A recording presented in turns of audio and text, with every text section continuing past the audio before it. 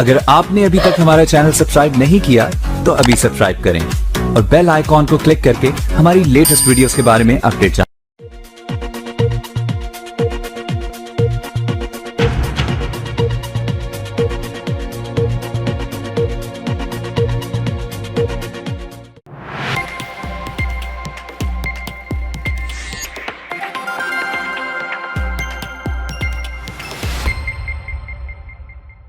जोड़े से पूजन करने वाले गणगौर पर्व का आज हो रहा समापन।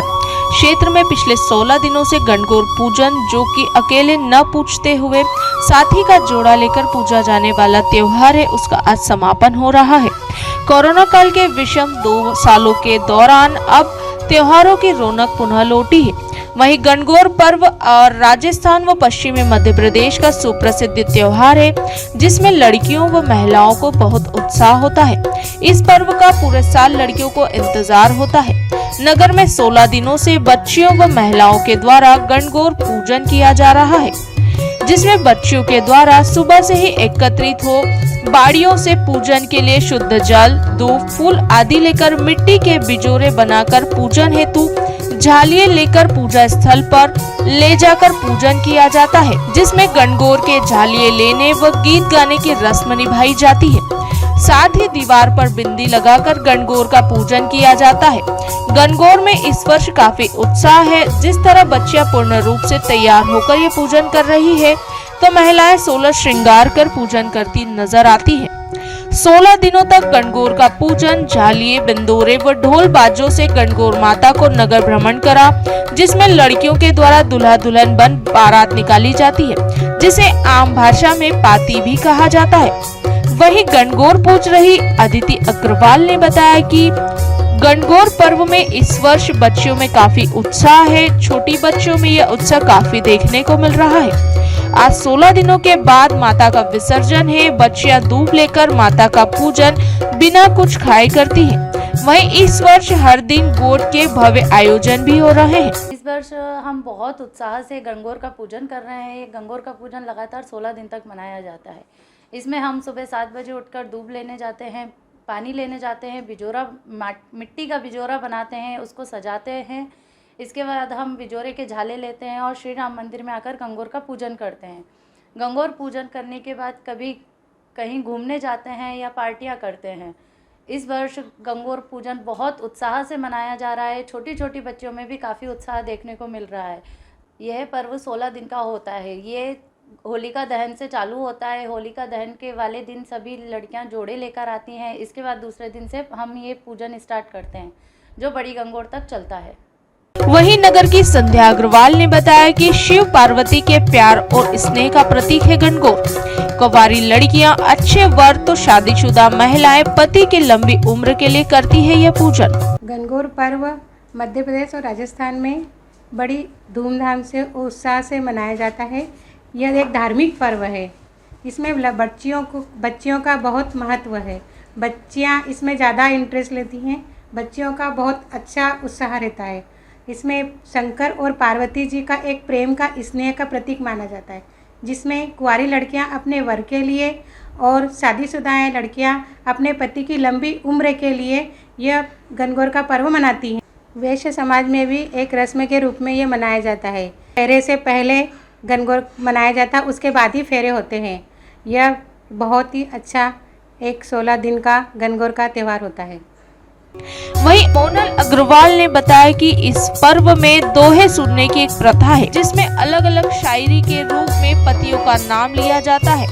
जैसा कि पूर्वजों के अनुसार ये मान्यता थी कि पति का नाम लेने से उम्र कम होती है पति की, जिससे जुड़े गणगौर पर्व के हिस्से में, जिसमें पत्नियां दोहे के रूप में पतियों का नाम लेती है। गणगौर शब्द का अर्थ है गण यानी कि शिव जी और गौर यानी पार्वती जी। तो गणगौर का त्यौहार शिव और पार्वती के संगम के रूप में मनाया जाता है। जिस वर्ष कन्या का विवाह होता है उस वर्ष वो अपने मायके में आती है। किसी कारणवश अगर वो मायके में नहीं आती है तो ससुराल में उस त्यौहार को मनाया जाता है बड़ी धूमधाम से। होली के अगले दिन, धुलेंडी के दिन से वो सुबह में रोज गणगौर पूजना शुरू करती है, जो कि 16 या 18 दिन की होकर गणगौर के दिन उसका समापन किया जाता है। इसलिए सप्तमी के दिन बड़ी गंगोर को घर पर लाया जाता है। दूल्हा दुल्हन बनाए जाते हैं, गंगोर माता के झाले लिए जाते हैं, दोहे यानी कि पहले के समय में अपने पति का नाम लेना वर्जित होता था। अपने पति का नाम लेना वर्जित होने के कारण सखी सहेलियों को सिर्फ ये गंगोर के त्यौहार में ही अपने पति का नाम लेने की इजाज़त होती थी। तो वो विभिन्न प्रकार के छंद बनाकर अपने पति का नाम लेती थी।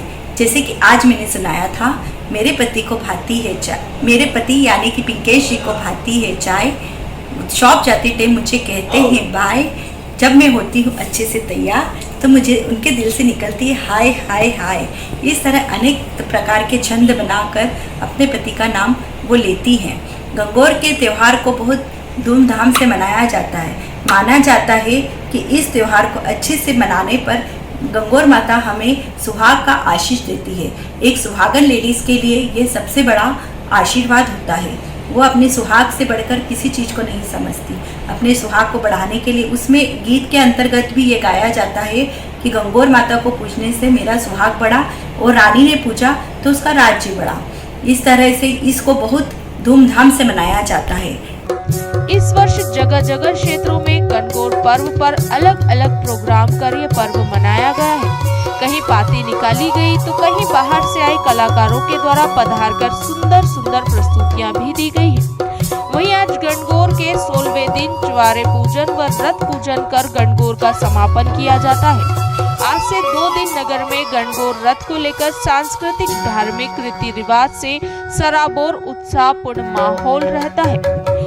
हर तरफ गणगौर गीत सुनाई देते हैं। वहीं विशेष समाज के द्वारा माता को केरी की माला चढ़ाकर ही केरी का सेवन किया जाता है। वहीं गणगौर पर्व एक रस्म के रूप में मनाया जाता है।